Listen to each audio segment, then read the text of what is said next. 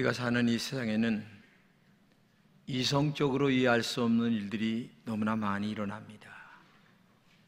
예를 든다면 전쟁을 하는 이유가 무엇인지 모르고 전쟁을 할 때가 많이 있습니다. 동성애가 인간적으로는 이해할 수 없는 폐륜적인 문제인데도 불구하고 어떤 사람들은 그게 그렇게 나쁜 줄 알면서도 거기에 동의를 하고 있다는 거죠.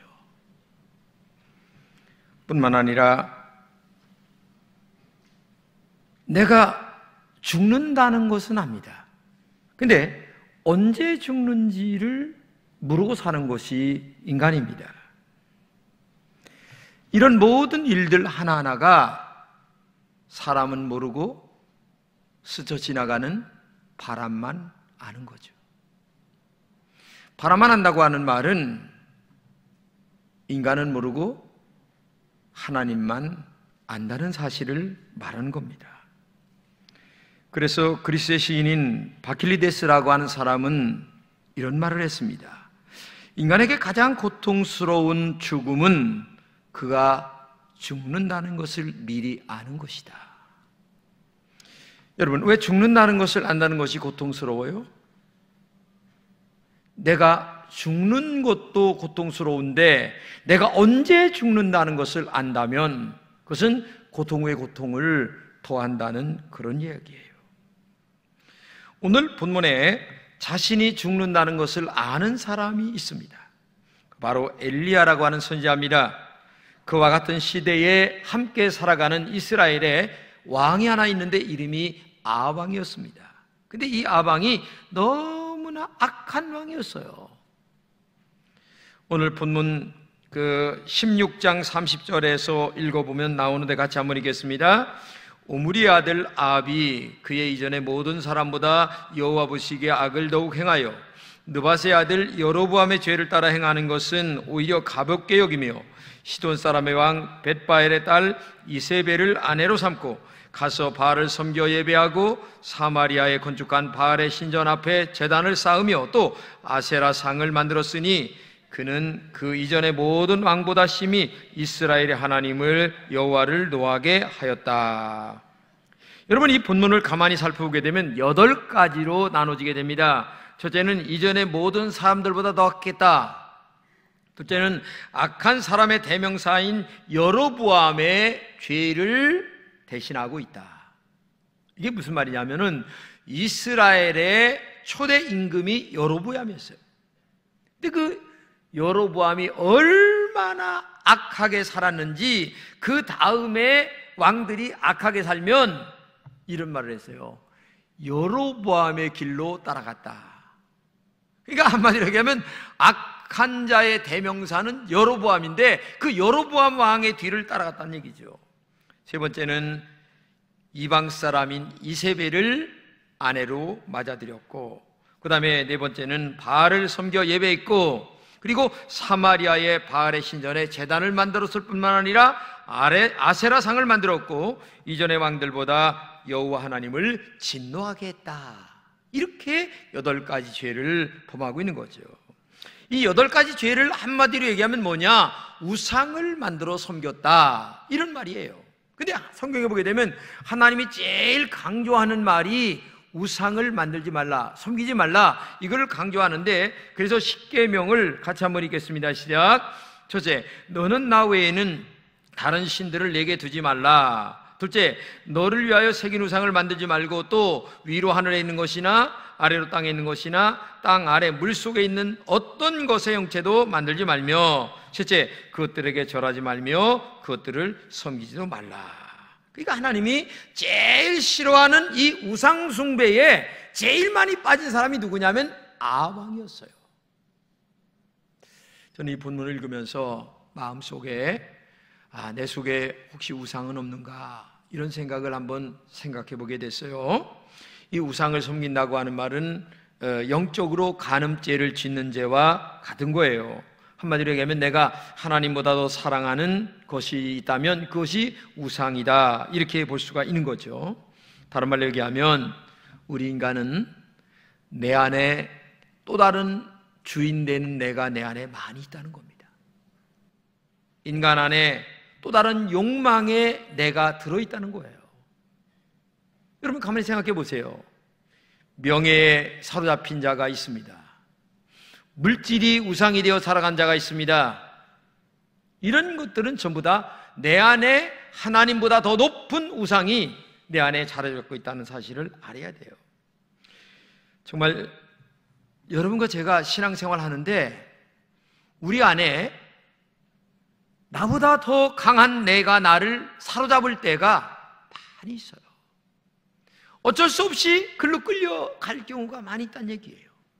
욕망의 덫에 끌려갈 때가 많이 있는 것이 인간인데, 이런 것들이 내 안에 있는 또 다른 우상이라는 것을 기억하고, 내가 밖에 있는 우상을 섬겨도 안 되지만 내 안에 들어있는 그 우상도 섬겨도 안 된다는 것을 기억하면서 여러분과 제가 우상을 섬기지 않는 여러분 되시기를 주님의 이름으로 축복합니다.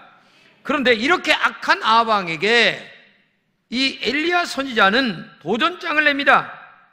오늘 본문 1절을 읽겠습니다. 시작. 길앗에 우거하는 자 중에 디셉 사람 엘리야가 아합에게 말하되 내가 섬기는 이스라엘 하나님 여호와께서 살아계심을 두고 맹세하노니 내 말이 없으면 수년 동안 비도 이슬도 있지 아니하리라. 여러분, 수년 동안 비도 이슬도 내리지 않는다는 이 저주를 지금 아합 왕에게 하는 거예요. 그 말은 그 당시 정치 형태로 볼 때에는 목숨이 100개라도 이 엘리야 선지자가 살아날 가망이 전혀 없어요. 그런 정치 형태인데도 불구하고 이 엘리야는 목숨을 내놓으면서 도전장을 내는 이 모습을 볼 수가 있는 거죠.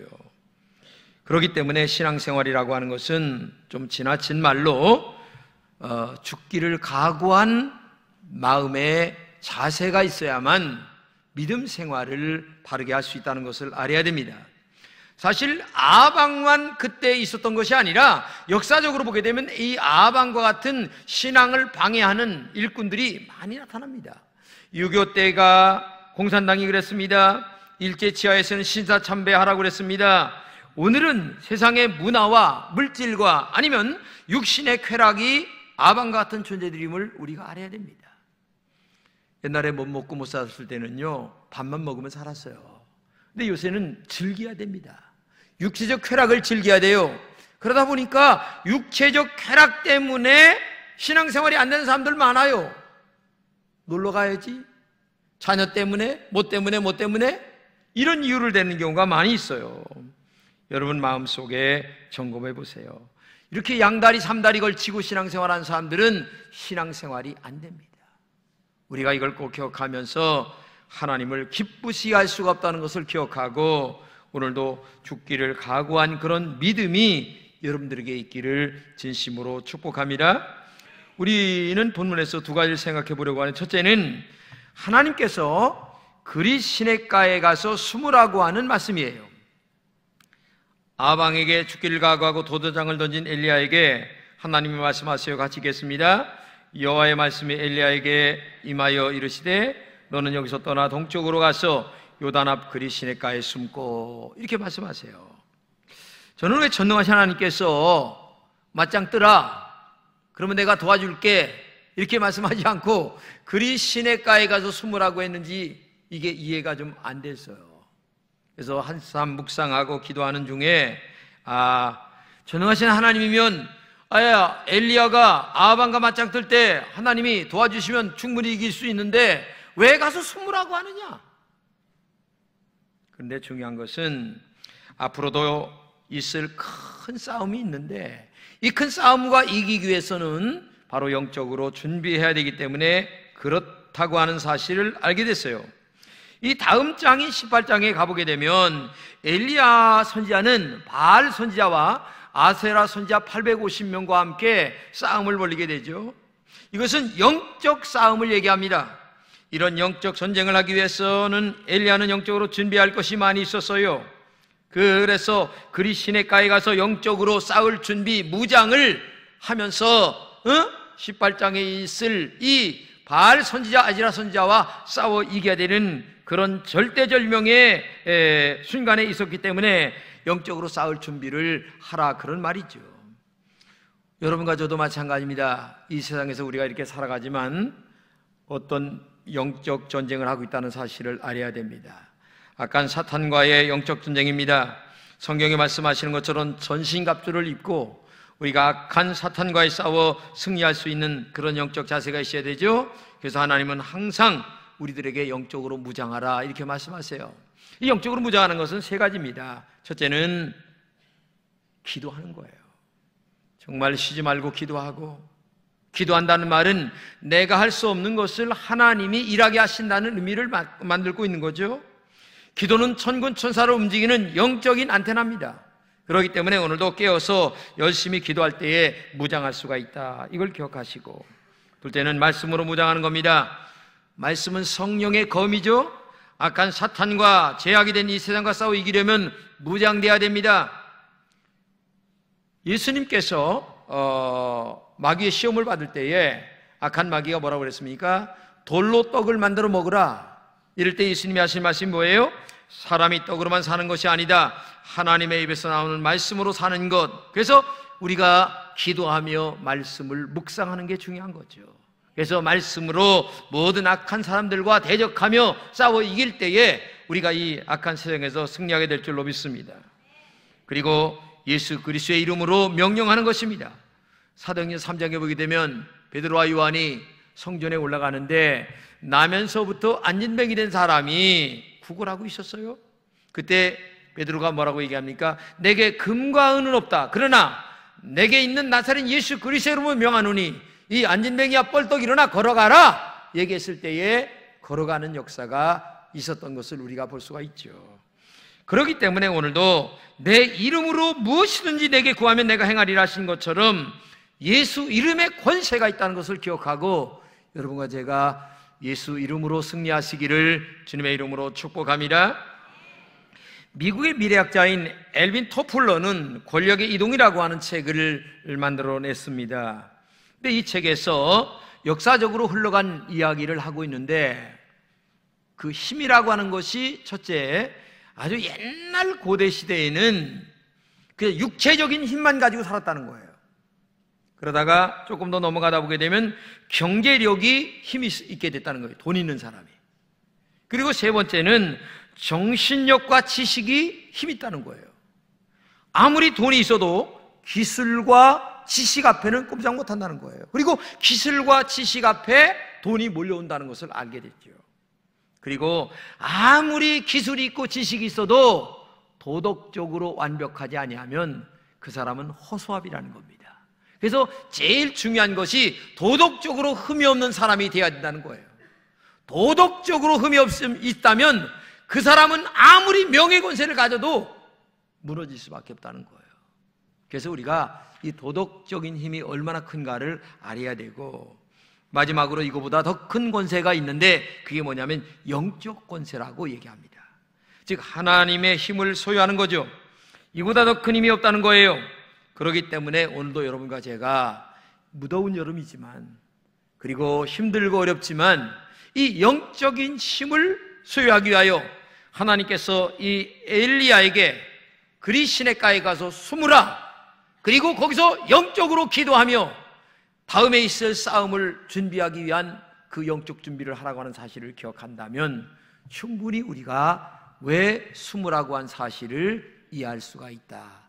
무더운 여름철에 영적으로 충만한 여러분 되시기를 주님의 이름으로 축복합니다. 그러면 두 번째, 그리 시내마저 말랐다고 하는 말씀이에요. 엘리야는 그리 시내가에 가서 까마귀가 날아다 준 음식을 먹으면서 건강하게 잘 지내는데, 얼마인지 모르겠지만은 시간이 지나자 그리 시내가에가 말랐습니다. 본문이 이렇게 얘기합니다. 땅에 비가 내리지 아니하므로 얼마 후에 그 시내가 말랐다. 이 말씀은요 좀 이해하기가 어려운 얘기예요. 왜냐하면 하나님 말씀에 그리 시내가에 가서 숨으라 얘기해서 순종해서 숨었어요. 그러면 하나님이 까마귀가 됐든 뭐 물이 됐든 양식이 됐든 계속 먹여줘야 되는데, 어느 날 보니까 세상에 물이 말랐단 말이죠. 그러면 말씀에 순종했더니 어려워졌다, 그런 말이에요. 내가 믿음으로 살았더니 점점 더 어려워졌다, 그런 말이에요. 근데 여러분, 이게 이해가 가는 얘기입니까? 믿음으로 산다면 잘 풀리면 얼마나 좋겠어요. 자, 그러나 우리가 본문을 깊이 묵상해 보게 되면 본문 1절에 이런 말씀이 있어요. 엘리야가 아합을 저주할 때에 이렇게 얘기합니다. 여호와 하나님의 살아계심으로 맹세를 하면서 비와 이슬이 내리지 않을 것이다 라고 얘기했어요.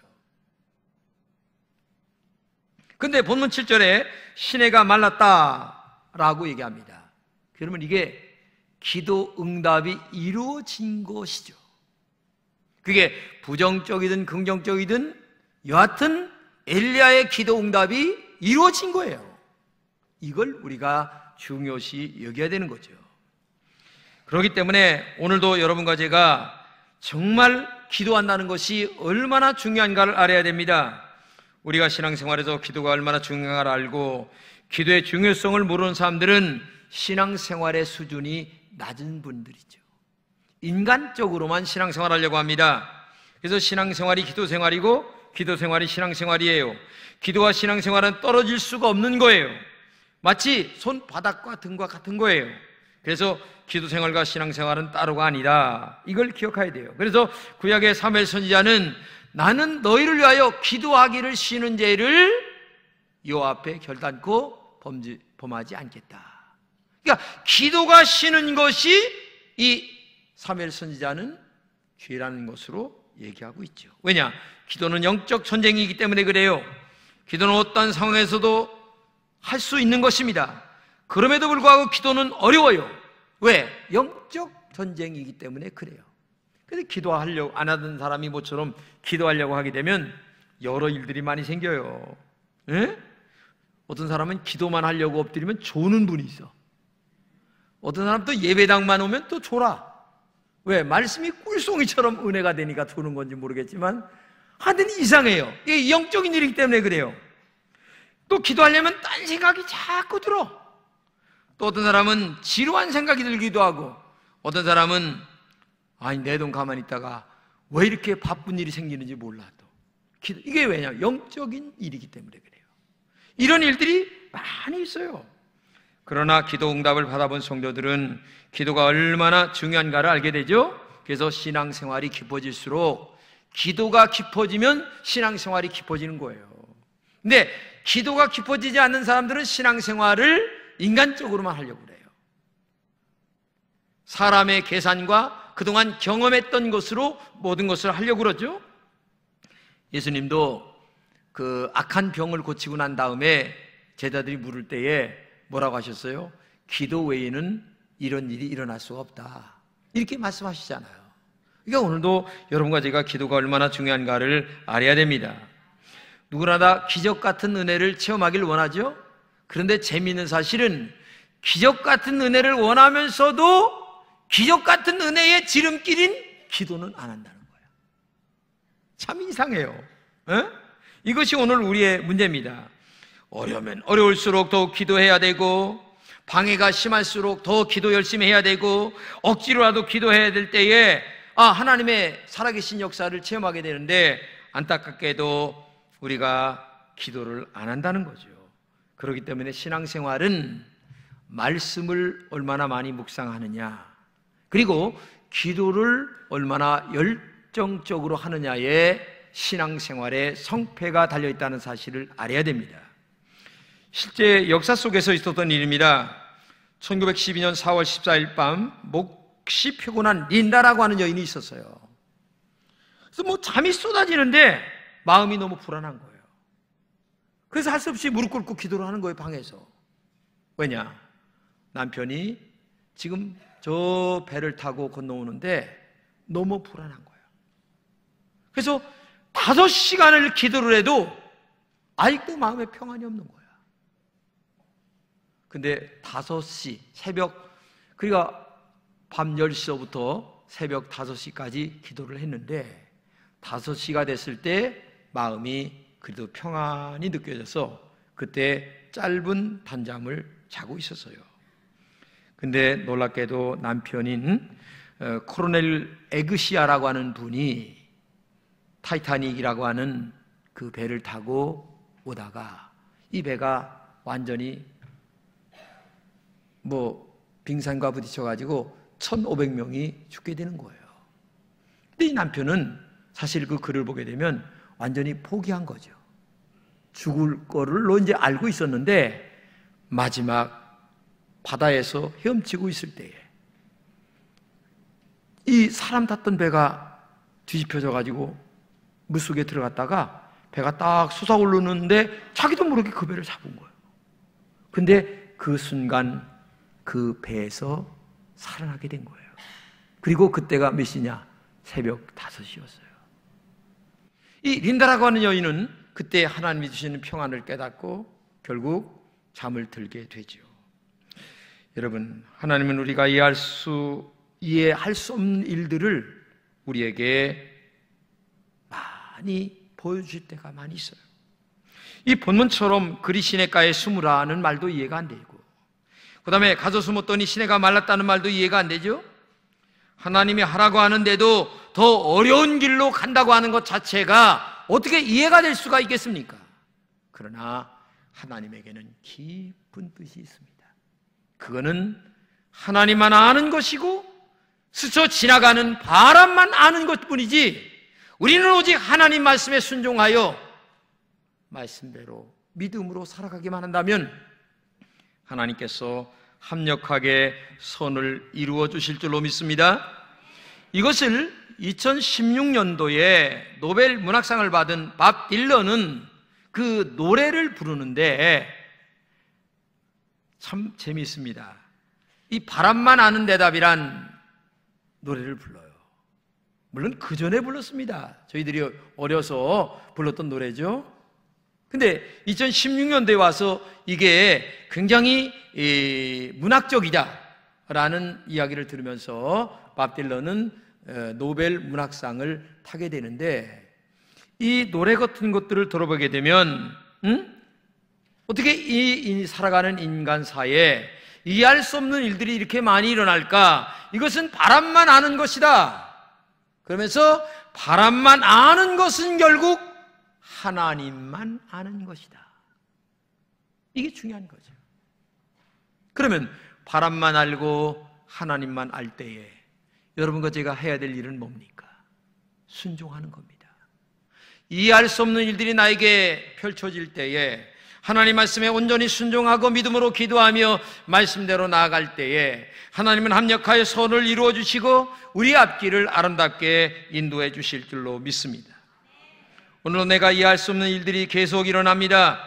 그렇지만 전능하신 하나님의 숨은 뜻을 믿음으로 받아들이며 아멘 아멘 하며 순종할 때에 기적 같은 일들이 일어나게 되는 거죠.